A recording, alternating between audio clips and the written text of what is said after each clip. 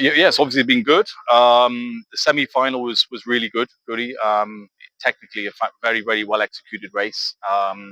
Obviously, he ran what was a national record for 5 minutes, and then Animesh stepped up and dropped it down even further. But he was very much within himself yesterday. So the goal really over these 24 hours was just to keep him calm. I told him no social media, no phones. I just wanted him to just be by himself and just re-energize. It was straight back to the hotel, um, get a massage, get in the ice, get some sleep. And I said the job is not even half done yet.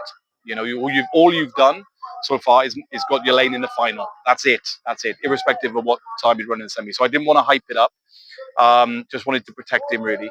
And today it was really the same message. The warm up was exactly the same. We didn't change anything, and it was just like repeat, repeat, repeat. And I said to him, just trust that you know the magnitude of the event and the situation you're in. You don't need to G yourself up. That will come naturally. Just do exactly what you did yesterday, but now finish it. Finish the last 20 or 30 meters, and he executed really, really well. He put the others under pressure early, which is the best way to deal with these things. Yeah, it was a really great performance. So delighted. Yeah, tell us something about the rivalry between him and Animesh. Is it really helping? Yeah, it is. It's a great rivalry, and in a way, it probably helped him that Animesh broke the record yesterday. But it took a bit of limelight off him, and the pressure was sort of back onto Animesh. So in a way, it was a good thing. Animesh, of course, is a 200-meter runner, especially. So he's really here for the 200, and this 100's a bit of a warm up for that. So I'm sure Animesh is going to run super quick in the 200. He'll get a lot of confidence from this. But yeah, great rivalry, and it's really bringing Indian sprinting down. So Coach, how easy was it for you to calm him down last night? You were saying no phone, no social media. well, nothing's easy when you're dealing with athletes. Unfortunately, they're a neurotic bunch. But I know him well. He trusts me. He trusts the process. We had a sensible conversation. He's really kept himself well measured, as he has all year. The indoor when he ran 660 indoors, he ran a fantastic. That how he managed that competition really has set the scene for this. He's really mature. He's not getting overexcited. He's just focusing on himself. Yeah, he did that well, and it's getting a lot easier with him to, he really understands. He's learned a lot. Last year was a very hard year for him. He came out all guns blazing, broke the national record early, and then just couldn't hold his form together. He had a lot of things going on, and but he learned a lot from that. And we had some really difficult conversations, and he's come back really well. And really respect the lad. He deserves it. He's worked so hard this year. He really has. So in your 7 years, wanted to know, especially after the last year when you broke the record earlier in the year. After that low phase, so what did you actually work on to get him till here? Well, what happened last year? His mind wasn't conditioned to break the record. So what happened? It came as a bit of a surprise, and then it was just bombardment, right? It was like so much pressure, and he just wasn't ready for it, and he couldn't deal with it. He couldn't cope with it. But he's learned a lot from that, and respect to him, and he'll manage this well. He'll manage this well. Let him enjoy all this, now in the next week or whatever. But it won't stifle him like it did last year. I'm absolutely sure of that. He's a very mature young man now. And yeah, he learned a good lesson last year, and that's athletics, guys. It takes time. You got to. Sometimes the success is the worst thing that can happen to you, right? It's how it puts a different level of pressure and expectation on you, and he wasn't ready for that. But this year he is now. He understands it, and he's just so mature. And in training, he's been brilliant. I can't fault him. He's been fantastic. So he deserves everything he gets. And practically, how low can it go? Well, we just keep pushing. In training, he's based on my models. It's anything from 10.06 to 10.10 is where I felt he could do if he executed perfectly.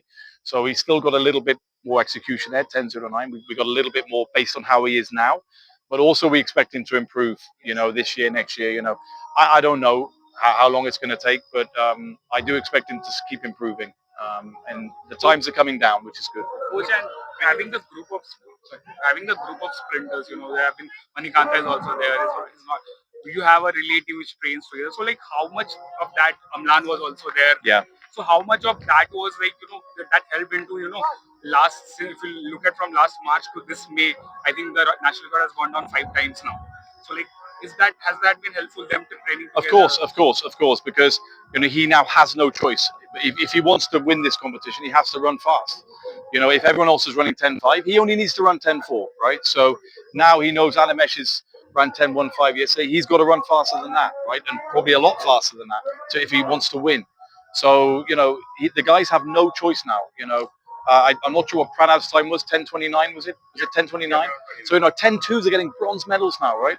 5 years ago, 10.5 was getting a gold medal, right? So the whole thing is moving on, and it's very very exciting time for Indian sprinting. Yeah. So we talked to Gurvinder and he said he wanted to prove a lot of people wrong that there is no future in 100 meters. Yeah. And what so celebration tells about the fire that he has in Yeah. how do you keep that fire and the competition and alive? Well, it's whatever his motivation is, you go with it, don't you? It's not for me to judge if that's a good motivation or a bad motivation. If that's a motivation for him, we support that, and whatever helps him run faster and motivates him.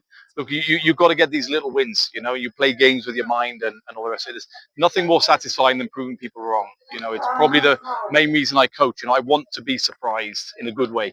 Oh my God, someone's run this fast. Yeah, it's very fulfilling and it's very addictive. And it's nice when people say you can't do something and you prove them wrong. It's very, very satisfying. So, what did you think of the celebration afterwards? Yeah, let him enjoy it. Yeah, absolutely. It's all good, all good. Is he the most mature athlete of the bunch that you've got from the last year? I don't know. I mean, Amlan's quite mature at times as well. Yeah, unfair to answer that question. Really, they'll kick off at me. But they're all mature in their own ways. They're all different characters, and but his competition management this year has been amazing. I'll echo that. How he it's really started in that indoor competition in Bhubaneswar. Like how he got quicker each round, and he did exactly what I told him to do. Exactly. And same here.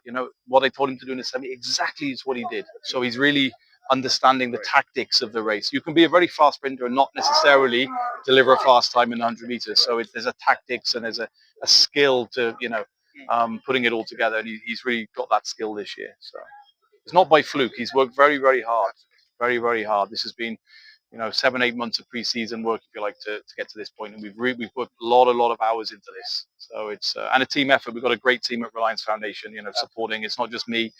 We've got a great sort of medical team and strength and conditioning coaches, and we're very well resourced, so they give us everything we need to be successful. So it's a big team effort, really.